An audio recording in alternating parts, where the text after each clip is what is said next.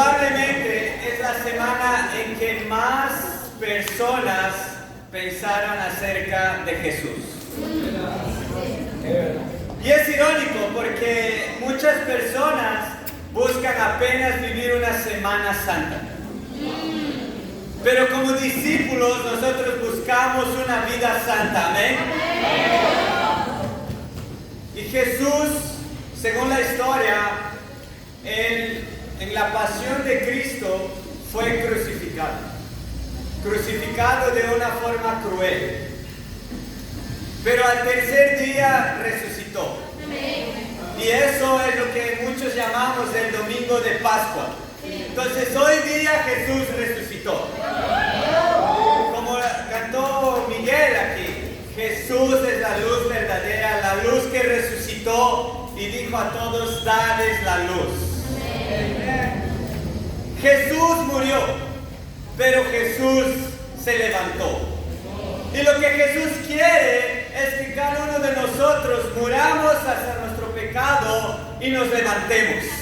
El título de la clase de hoy es Levántate.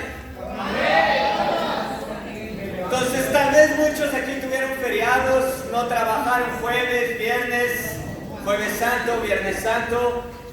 Sábado también descansaste bastante y tal vez te fue difícil levantarte hoy día para llegar al servicio. Pero amén, vamos a llegar temprano, amén. Y por eso Jesús dice, levántate para llegar al servicio, pero levántate espiritualmente. Y nos vamos a levantar solo si entendemos una cosa, que Jesús murió por nosotros. La única muerte que cambió el destino de todos. Esta semana también muchos se enteraron que murió un gran personaje peruano, un literato llamado Mario Vargas Llosa.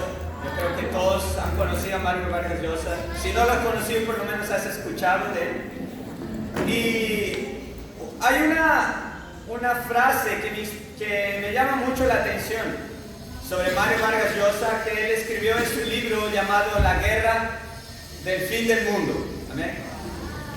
Y en ese libro, Mario Vargas Llosa dice, es más fácil imaginar la muerte de una persona que la de 100 o 1000.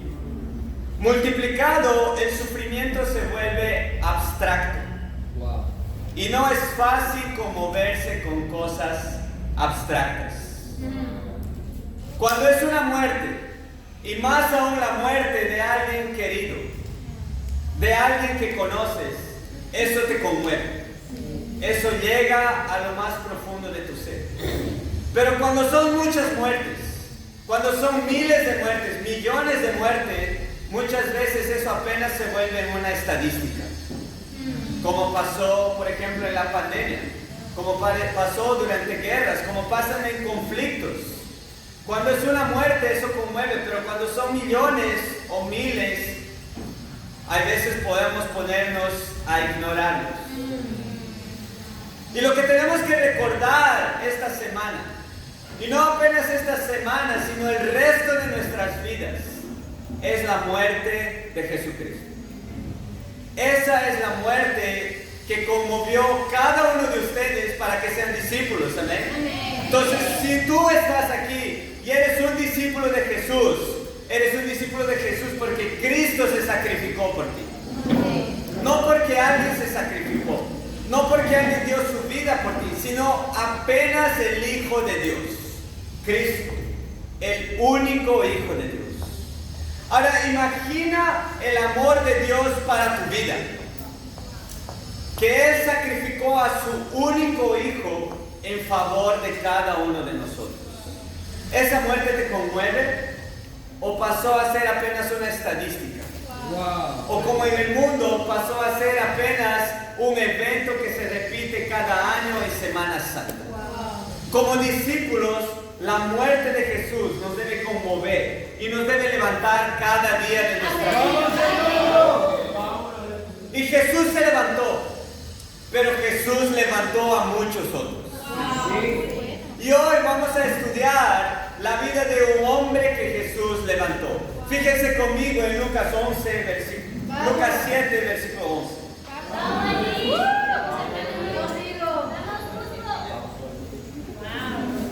Perdón, en realidad, antes de eso, vamos a ver en Isaías 60, versículo 1.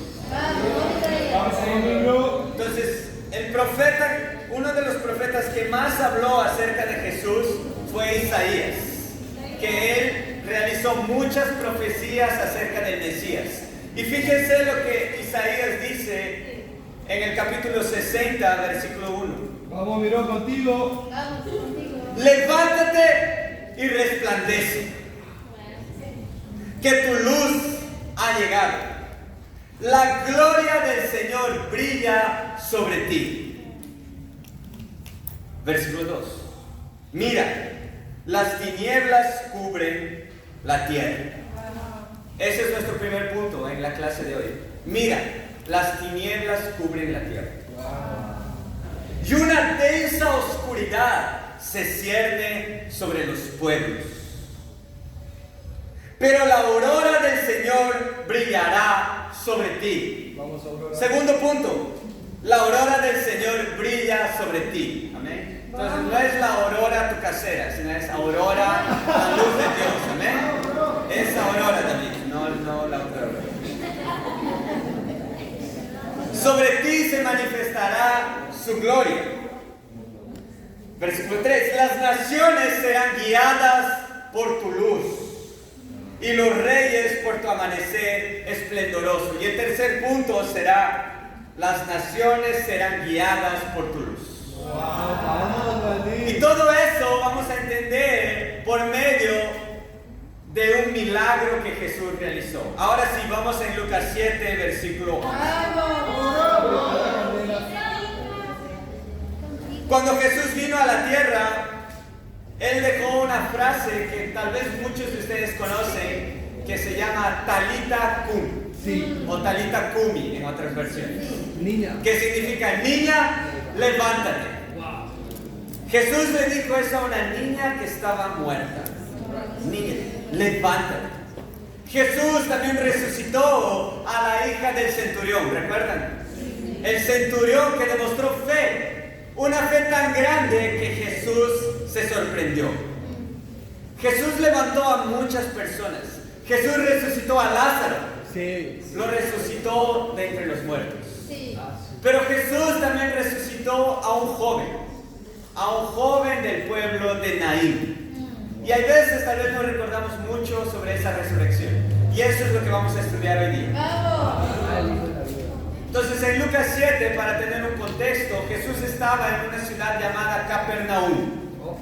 Y de Capernaum Él realizó el milagro con el centurión que demostró fe. Sí. Y ahí Él inmediatamente se fue a otra ciudad llamada Naín.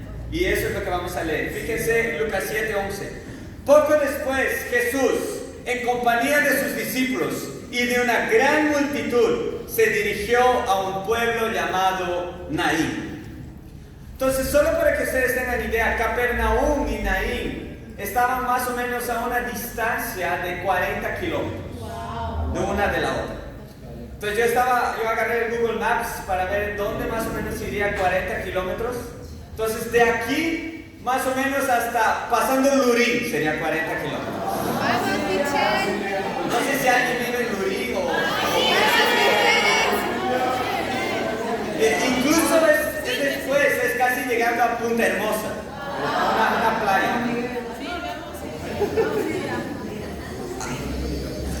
Y yo no sé si ustedes saben, una maratón de correr son más o menos 42 kilómetros. Entonces lo que Jesús hizo es prácticamente una maratón.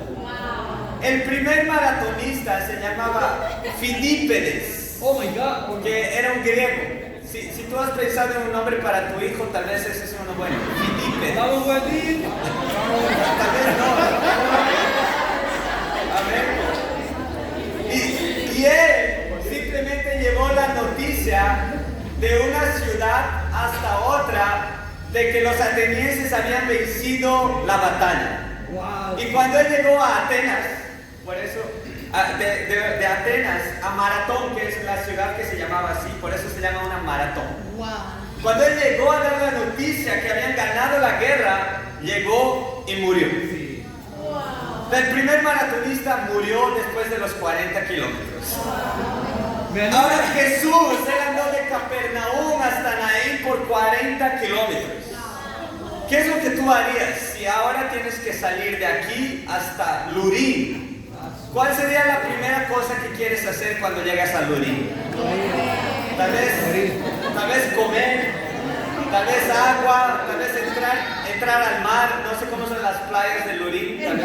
Hermoso. Pero ¿qué es lo que Jesús hizo? Eso es lo importante, ¿no? Versículo 12. Cuando ya se acercaba a las puertas del pueblo, vio que sacaban de allí un muerto. Hijo único de madre viuda. Le acompañaba un grupo grande de la población. Al verla, el Señor se compadeció de ella y le dijo: no llores. Entonces fíjense, cuando Jesús andó por esos 40 kilómetros, la primera cosa que él quiso no fue agua, no fue comida, no fue descansar, no fue un alojamiento. Lo que Jesús hizo fue compadecerse del pueblo de él y ayudar a las personas que lo necesitaban. La Biblia aquí nos relata de la historia de un joven que había muerto. Cuando alguien muere es difícil. Cuando alguien joven muere, muchas veces es aún más difícil de entender. Ahora imagínate para una madre viuda. Ella ya era viuda y ese era el único hijo que le quedaba. Una prueba difícil. Y Jesús no pensó en su necesidad. Después de todo ese camino, Jesús pensó más en cómo ayudar a esas personas. Versículo 14. Entonces se acercó y tocó el féretro. Jesús no tenía como miedo, no tenía como una repulsión, sino que Jesús incluso tocó el féretro. Los que lo llevaban se detuvieron y Jesús dijo: joven, te ordeno que te levantes. El muerto se incorporó y comenzó a hablar. Entonces, ese joven, así que resucitó, regresó a la vida, comenzó a hablar. Tal vez es como a muchos hermanos aquí, ¿no? Que la primera cosa que les gusta es hablar y hablar mucho. Tal vez la vida es así un poco. Entonces, son personas que hablan bastante, César. Amén. Imagínate eso, él estaba muerto, resucitó y la primera cosa que hizo es hablar. Entonces, alguien que le gustaba hablar bastante, ¿no? Y Jesús se lo entregó a su madre. Primer punto, mira, la oscuridad cubre la tierra.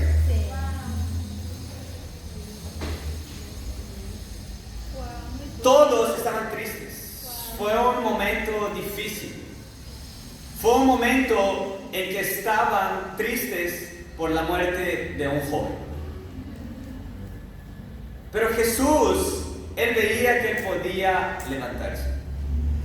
Y en algún momento de nuestras vidas, nosotros ya fuimos como ese joven. No importa con la edad en que tú entraste al reino, pero antes del reino tú estabas muerto. Muerto para tus pecados. Muerto en la oscuridad del mundo. Y esa era mi vida antes de ser un discípulo de Jesús. Contigo, bro. Por la gracia de Dios yo me bauticé con 22 años. Todavía era joven en esa época. Pero la verdad es que era un joven muerto.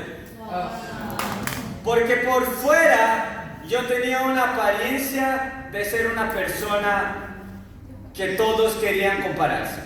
Una persona de éxito.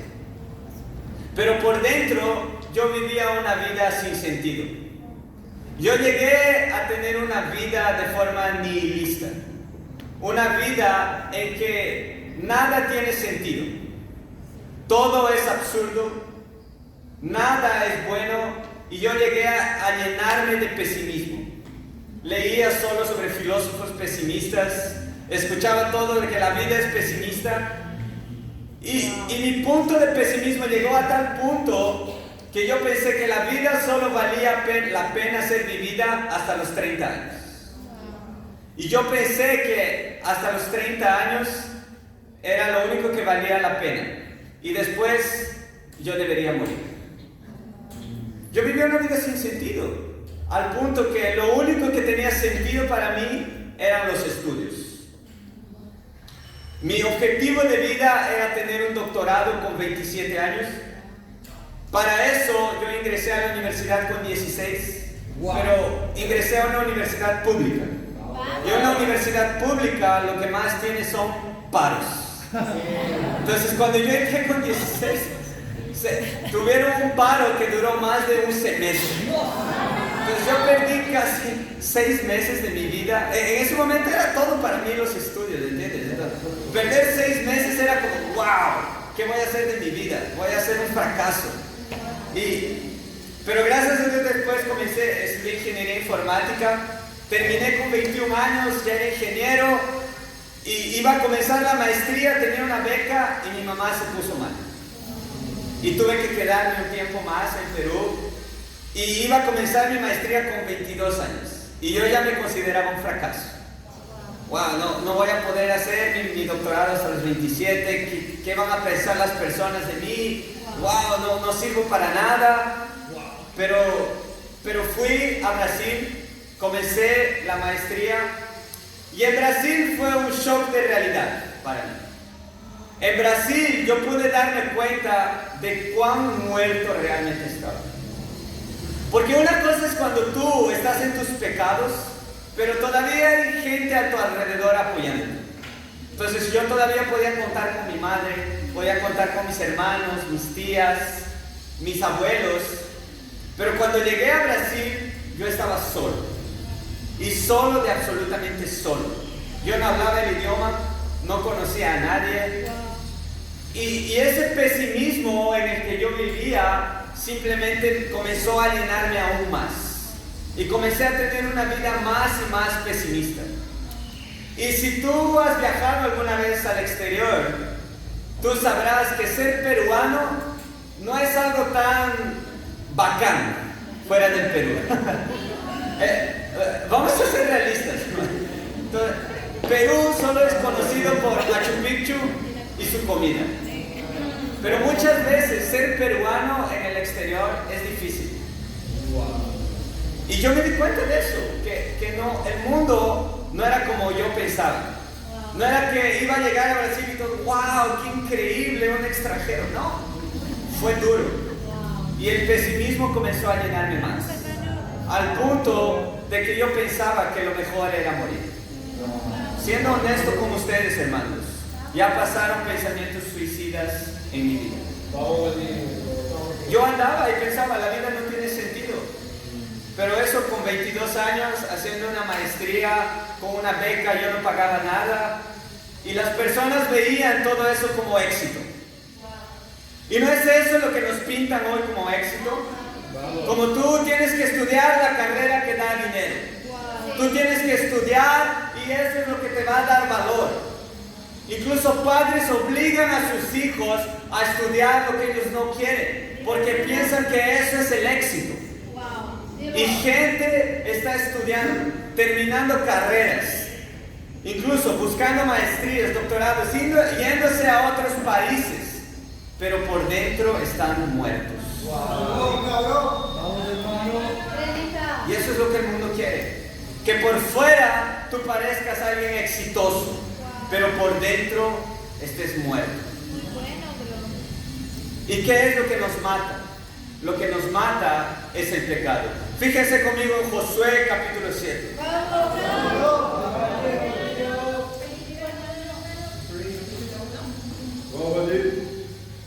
Josué 7, versículo 10.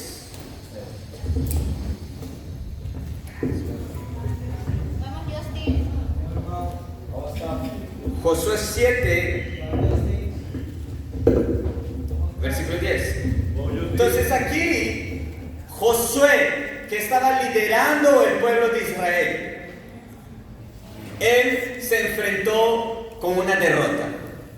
El pueblo de Israel fue derrotado. Y Josué se puso triste. Josué se desanimó. Y fíjate lo que Dios le dice en el versículo 10. Y el Señor le contestó: levántate, ¿qué haces allí postrado? Los israelitas han pecado y han violado la alianza que concerté con ellos. Se han apropiado del botín de guerra que debía ser destruido y lo han escondido entre sus posesiones. Por eso los israelitas no podrán hacerle frente a sus enemigos, sino que tendrán que huir de sus adversarios. Ellos mismos se acarrearon su destrucción. Y si no destruyen ese botín que está en medio de ustedes, yo no seguiré a su lado. Levántate, purifica al pueblo, diles que se consagren para presentarse ante mí mañana. ¿Sabes qué es lo que no deja que te levantes? ¿Sabes qué es lo que te deja muerto? Lo que te deja desanimado, lo que te deja sin un sentido de la vida, es apenas el pecado. Y cuando Josué estaba desanimado, Josué estaba triste, cabizbajo, Dios le dice apenas una cosa: levántate, porque el pueblo ha pecado.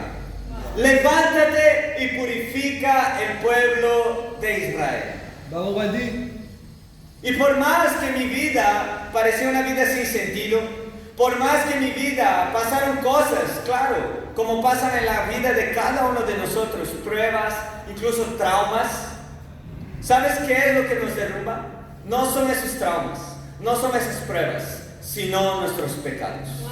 Entonces la mejor noticia que recibí fue que yo estaba en la oscuridad y que podía ir a la luz. Porque yo era una víctima de la sociedad. A veces nos creemos víctimas de la sociedad. La sociedad me ha obligado a hacer eso. Mis padres me han obligado a hacer eso. Pero mi vida es difícil. Y a veces crecemos como víctimas. Y sí, es verdad, de nuevo. Tú has podido pasar por diversas pruebas. Pero lo único que te deja muerto es tu propio pecado. Y eso es lo que me di cuenta. Que a pesar de todo, no importaba lo que la sociedad enseñaba. Lo que importaba es que yo había escogido pecar. Porque yo tenía una vida impura. Yo tenía una vida llena de orgullo. Yo no hablaba eso, pero yo me creía mejor que las otras personas. Yo tenía una vida súper egoísta. Solo pensaba en mí. Incluso la primera vez que me llamaron a estudiar la Biblia, yo decía que no tenía tiempo. Y yo no tenía tiempo para qué. Sí, yo estaba todos los días en la universidad, solo dedicándome a eso. ¿Por qué? Porque yo tenía un concepto egoísta de todo. Yo solo quería el tiempo para mí. Yo no quería dedicar tiempo a nada. Y yo era una persona mentirosa. Muchas veces daba disculpas, excusas para no hacer lo que es correcto. Entonces la verdad, sí, pasaron pruebas y pasaron pruebas en tu vida, pero lo único que te deja muerto es el pecado. Y por eso la Biblia nos dice: mira, la oscuridad cubre la tierra. Predica, bro. Mira tu vida. Mira cómo eras antes del reino. ¿Cómo era tu vida antes del reino? ¿Es a esa vida a la que quieres regresar? Mira cómo es la vida de las personas en el mundo. ¿Es esa vida la que tú quieres para ti? Tal vez sí, una vida de éxito, de tener dinero, de tener la carrera, la que todos elogian. Pero ¿esa es la vida que realmente te va a satisfacer? ¿O solo te va a dar un éxito por fuera y te va a matar por dentro? Entonces, el desafío, hermanos, es mirar primero a nuestro corazón y lidiar con el pecado. Y mirar para ese mundo y ayudar a que las personas salgan del pecado. No hagamos la vista gorda, ¿no? La vista gorda para el mundo. El mundo está en tinieblas. El mundo está lleno de oscuridad. Pero solo discípulos que miren esa oscuridad y quieren hacer algo para transformar eso, van a generar un cambio. Jesús hizo eso. Jesús podría estar cansado. Jesús podría tener muchas cosas a querer hacer después de 40 kilómetros. Pero primero Jesús tuvo compasión y se dio cuenta que la muerte había asolado a ese pueblo. Y eso es lo que tenemos que tener, hermanos. Compasión por ese mundo de tinieblas. Así como tú en algún momento estuviste en las tinieblas, lleno de pecados, las personas alrededor están llenas de pecado y necesitan de alguien que les ofrezca compasión. Y es por eso que evangelizamos, por eso tenemos charlas bíblicas, por eso no somos apenas personas que se reúnen en una iglesia y después cada uno hace su vida. Nosotros somos discípulos que tenemos compasión y queremos llevar la luz de Dios a otros. Ese es el desafío. Mira tu corazón. Si hoy hay pecado en tu corazón, lidia con ese pecado. ¿Por qué? Porque si aún hay pecado en tu vida, hay esperanza. Amén. Jesús te dice, levántate. Tú puedes levantarte. Pero tú solo te vas a levantar si ves tu corazón. Solo te vas a levantar si reconoces que hay pecado. Solo te vas a levantar a otros si ves que ellos también tienen pecado y pueden buscar a Dios. Segundo punto, sobre ti brilla la luz de Dios. Sobre ti brilla la luz de Dios. Imagínate esa prueba. La de perder a un hijo. Esa es la única prueba que no tiene nombre. Cuando un hijo pierde a su padre, ese hijo pasa a llamarse huérfano. Entonces hay un nombre. Cuando una mujer pierde a su marido o el marido pierde a su mujer, se vuelven viudos. Eso tiene un nombre. Pero cuando un padre pierde a su hijo, no tiene nombre, porque es un dolor inmenso. Probablemente sea la peor pérdida que alguien puede sufrir, perder a tu hijo. Y aquí vemos una viuda que ya había perdido a su marido. En esa época ser mujer ya era difícil. Ahora imagínate ser mujer y ser viuda. Y no solo eso, sino prácticamente ser una madre soltera. Ella estaba pasando por una prueba muy difícil. Y después estaba cargando el féretro de su hijo. Yo no sé si ha pasado eso contigo, pero infelizmente en el 2020 fue un año de una prueba muy difícil para mí. Perder a mi padre. Y cuando yo pienso en cargar un féretro, no puedo olvidar ese instante en que tuve que cargar el féretro de mi padre. Yo estaba en Brasil en 2020, era un poco antes de la pandemia, y recibí una llamada de que mi padre había muerto. Y fue una noticia muy difícil, hermanos. Probablemente fue la noticia más dura que yo recibí como discípulo. Porque el problema no es ni siquiera que él solo murió, sino la forma como murió. Y aún más, lo peor, morir como no discípulo. Y ese dolor fue muy grande. Tomé el primer vuelo que salía de Sao Paulo para Perú. Y fue difícil, hermanos. Les confieso, fue el periodo más difícil de mi vida espiritual. Y yo pensé que en ese momento la luz no brillaba más. Yo pensé que en ese momento no había nada que podría hacer que mi vida brille de nuevo. Y ver a mi padre cargarlo en el féretro, ver a mi familia sufriendo. Y si eso no bastase, 4 semanas después, el abuelo con que crecí murió. Y también de nuevo yo estaba en Brasil. Tuve que tomar el primer vuelo, regresar aquí, ver a mi madre sufriendo, habiendo perdido a su padre, perdiendo al padre de sus hijos. Fue un momento muy duro, hermanos. Siendo honesto con ustedes, yo pensé que no iba a poder pasar esa prueba. Y una semana después vino la pandemia. Me quedé en Cusco, lejos del reino, por casi un año. Lo máximo que podía es hacer llamadas por video, pero yo necesitaba del reino, yo necesitaba de los discípulos, pero yo sentí que Dios me estaba dejando en un desierto espiritual, lejos del reino, con muchas pruebas. Pero yo vi el sufrimiento de mi familia y yo necesitaba hacer algo. Entonces fue el momento en que más necesité acercarme a Dios.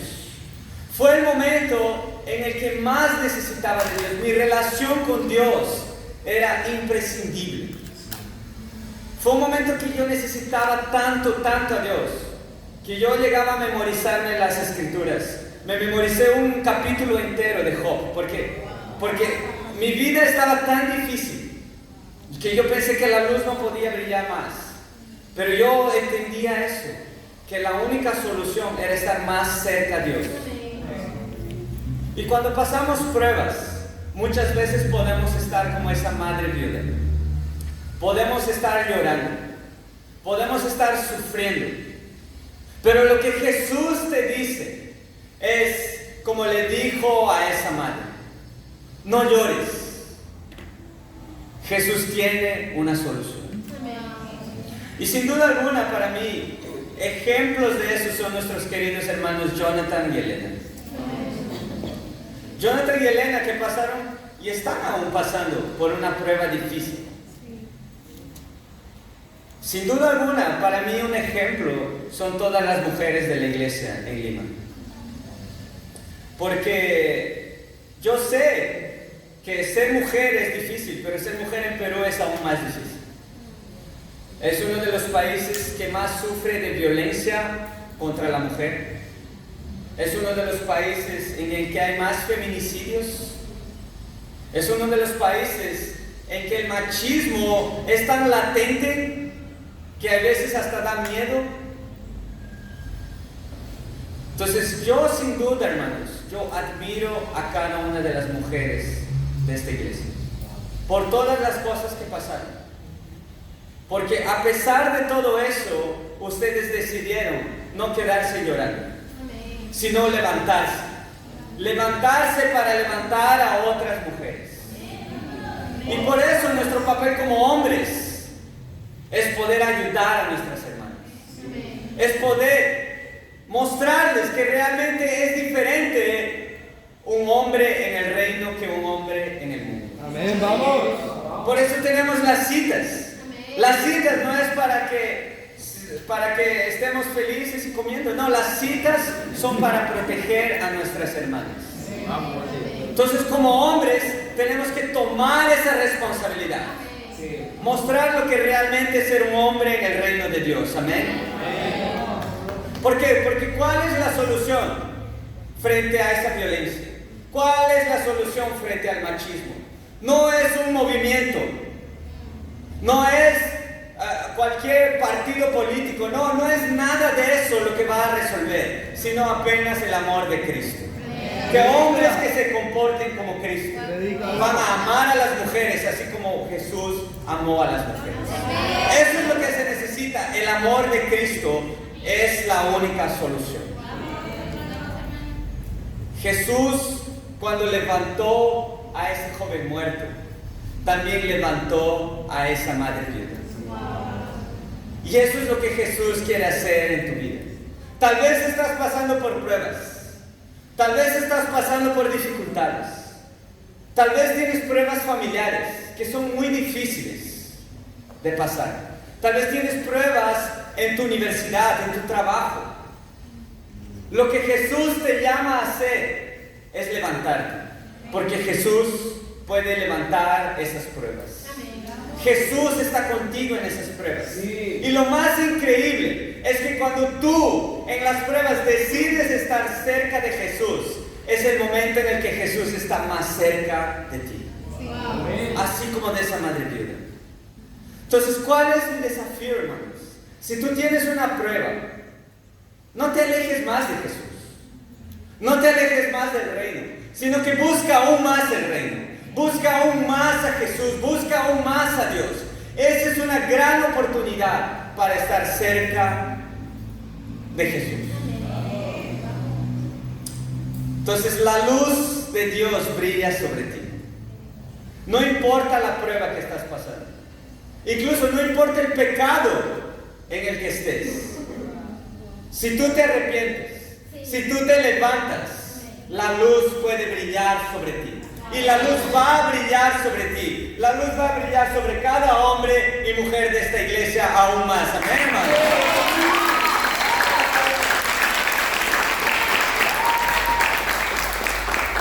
Para terminar, versículo 16. Todos se llenaron de temor y alababan a Dios. ¿No es así cuando pasa un milagro?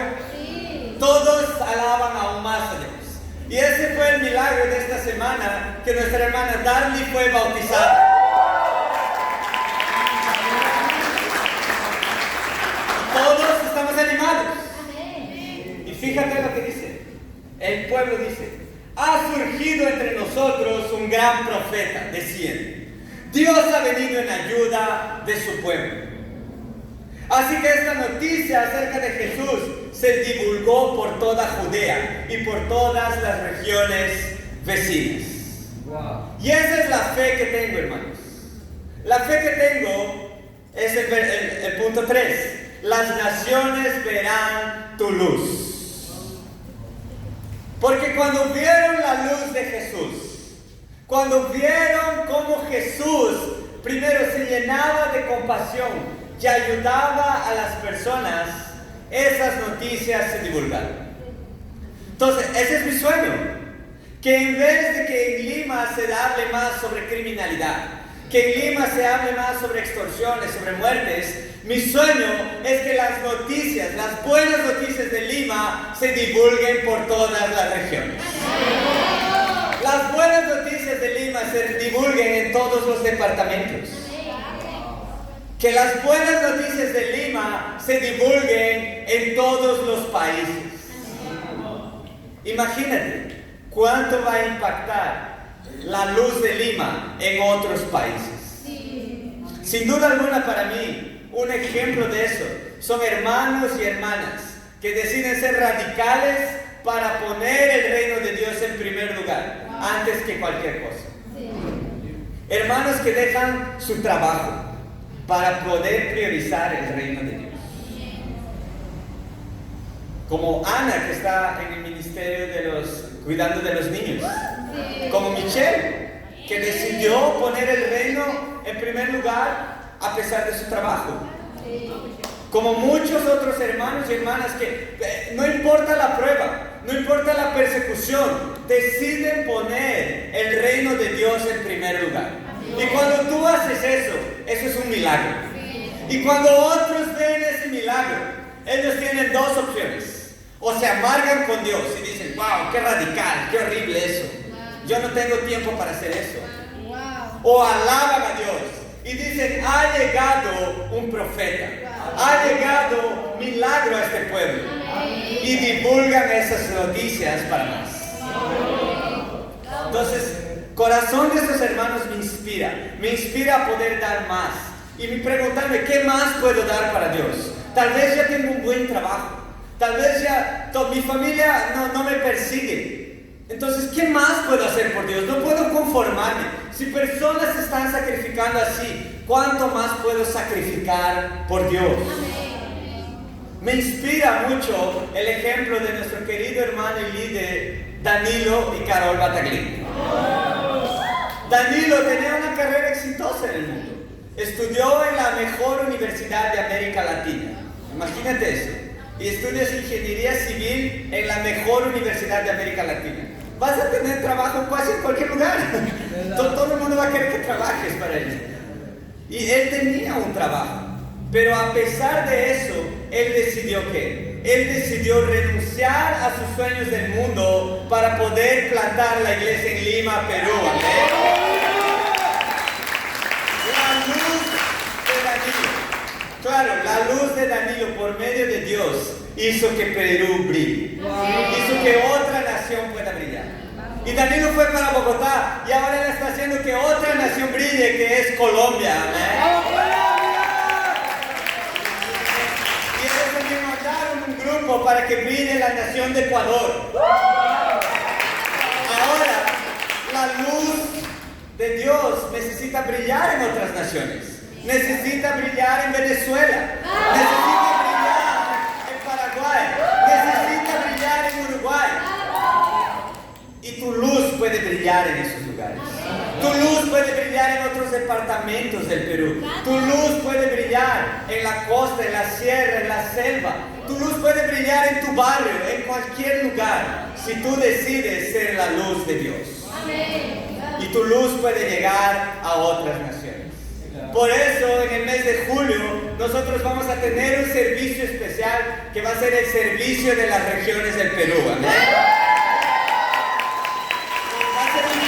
Un servicio temático con las regiones del Perú. ¿Para qué? Para poder soñar y llevar nuestra luz a cada rincón de esta nación. Amén. En conclusión, no caigamos en la mentira. No caigamos en la mentira del mundo que todo está bien si tú buscas el éxito del mundo.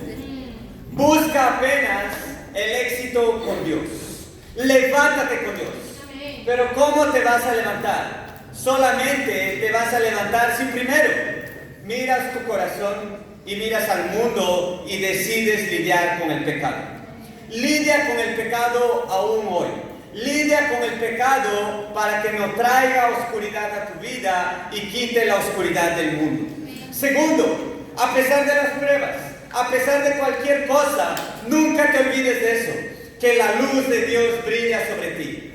La luz de Dios brilla sobre ti a pesar de cualquier problema, a pesar de cualquier cosa. Dios va a hacer que tu luz brille cada vez más. Y tu luz puede brillar tanto que va a llegar a otras naciones, va a llegar a otras personas que así como tú se van a levantar por Dios. Y para Él sea la gloria. Amén.